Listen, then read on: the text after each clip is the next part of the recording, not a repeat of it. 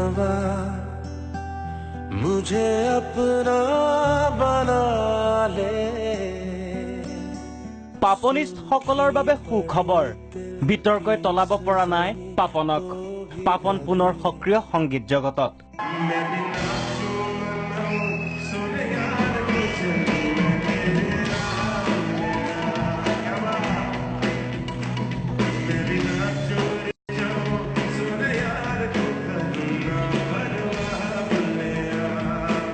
থিয়েটাৰৰ এক বিশেষ গীতক লৈ গুৱাহাটীত ব্যস্ত পাপন হয় এটা অনাহুত বিতৰ্কত সোমাই পৰিছিল অংগৰাগ পাপন মহন্ত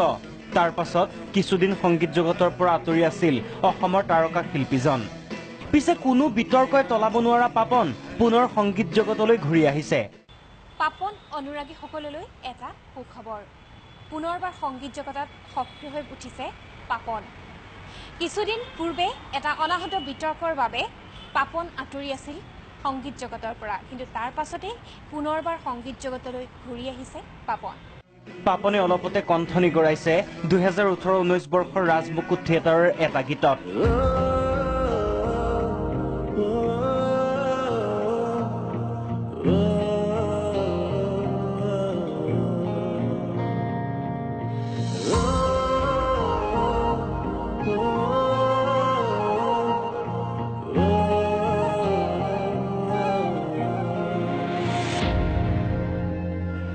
হয় নাট্যকাৰ ৰাজদীপৰ বাউলী মোৰ প্ৰিয়া নাটকখনৰ এটা বিশেষ গীতত কণ্ঠদান কৰিছে পাপনে শীঘ্ৰে মুক্তি পাবলগীয়া গীতটোৰ ইতিমধ্যে ভিডিঅ' সম্পাদনা কৰা হৈছে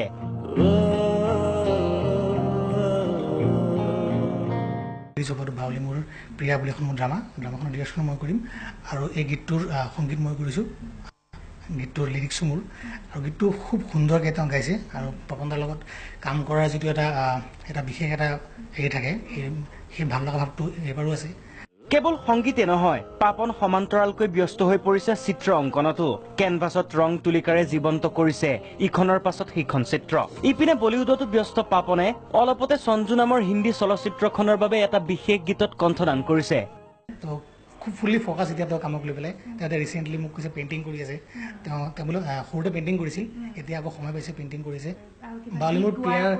বাউলী মোৰ প্ৰিয়াৰ বাহিৰেও পাপন দাই বহুতকেইটা গীত গাইছে তেওঁ এতিয়া ৰিচেণ্টলি এখন বলিউডৰ চিনেমা আহি আছে সঞ্জু বুলি সঞ্জয় দত্তৰ বায়োপিক সেইখনত তেওঁ এটা গীত গাইছে আমি এনেদৰেই পাপনক বিচাৰো সন্মুখত অহা ধুমুহাৰ প্ৰাচীৰ ভাঙি পাপন এনেদৰেই আগুৱাই আহিছে আৰু অনাগত দিনবোৰতো নতুন নতুন সৃষ্টিৰে উদ্ভাসিত কৰক সংগীত জগতক